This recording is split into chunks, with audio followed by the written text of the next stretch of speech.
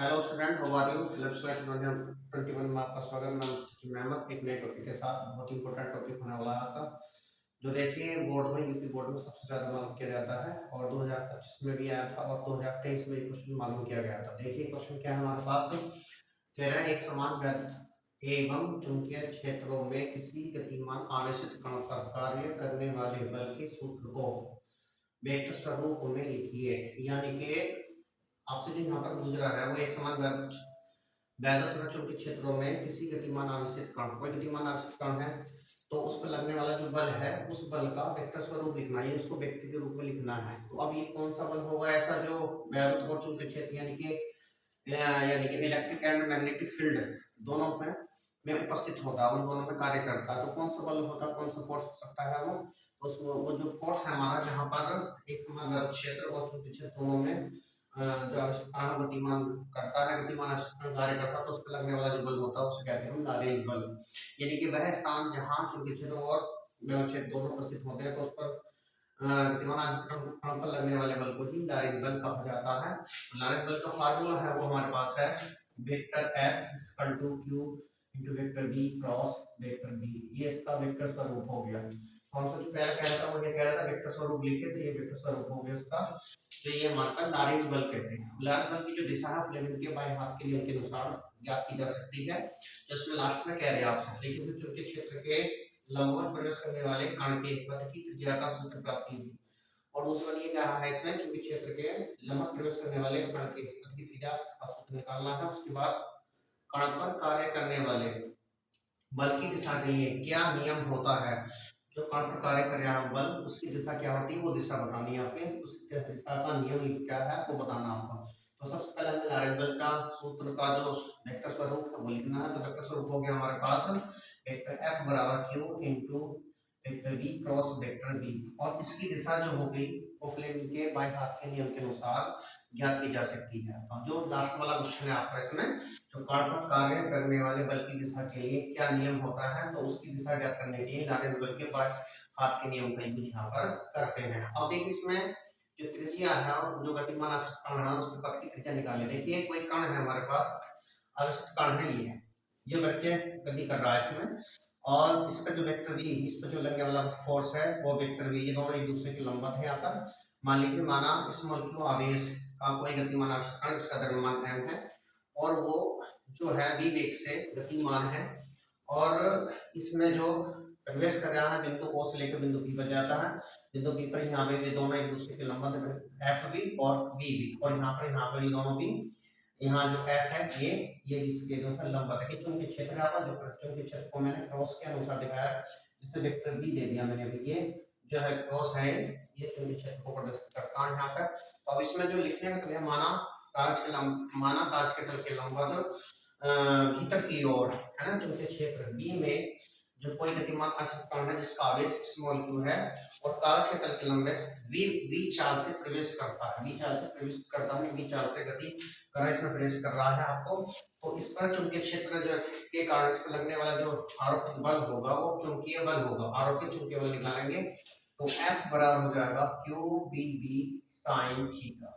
ये चुंबकीय बल है आपका आरोपित चुंबकीय बल। जो गतिमान आवेशित कण है उस पर लगने वाला जो बल है वो F बराबर QBB sin थीटा। इफ यदि यहाँ पर देखिए बट यहाँ लिखिए बट थीटा इक्वल टू 90 अंश, अगर यहाँ पर थीटा इक्वल 90 अंश है, इफ यदि यहाँ पर मान लीजिए हम क्या रखा है, इफ यूज कर सकते हैं, क्योंकि हमारे पास वेक्टर यानी v चाल, गति की जो चाल है यानी कि जो कण गति कर रहा है v और वेक्टर f, ये दोनों आपस में कैसे लंबवत है।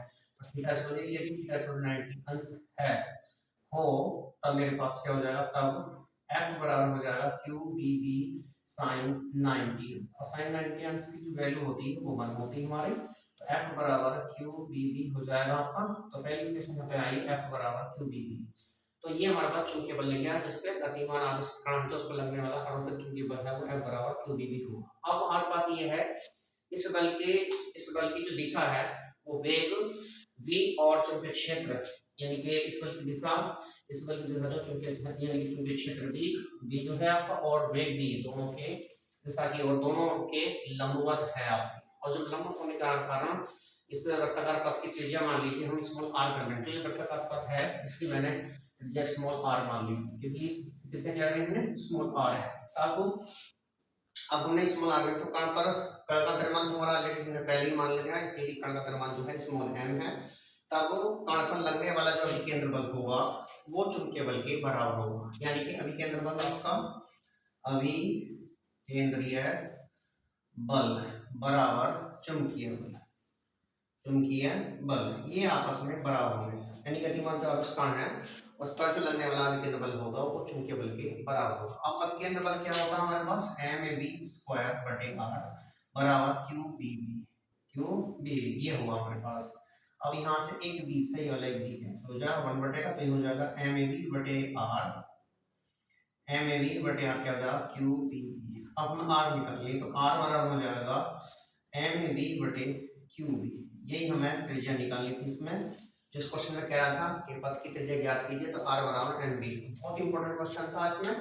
और दूसरी बात अगर क्या है, यदि कण का आवर्तकाल t हो, मान लीजिए यदि कण का आवर्तकाल कैपिटल T है तब मेरे पास क्या होगा, आवर्तकाल निकालने के लिए तो हम यहाँ से t की वैल्यू निकाल देंगे। तो t बराबर होता है 2 पाई r बटे p, तो r की वैल्यू हमारे पास यहाँ है तो r की वैल्यू यहाँ पर रख देंगे यहाँ पर, तो ये हो जाएगा t बराबर 2 पाई m(b) बटे qb और बटे हो जाएगा यहाँ पर b आपका, तो ये हो जाएगा यहाँ से t बराबर 2 पाई m(b) बटे qb, एक b से एक b कैंसिल हो जाएगा आपका और t बराबर हो जाएगा 2 पाई m बटे qb।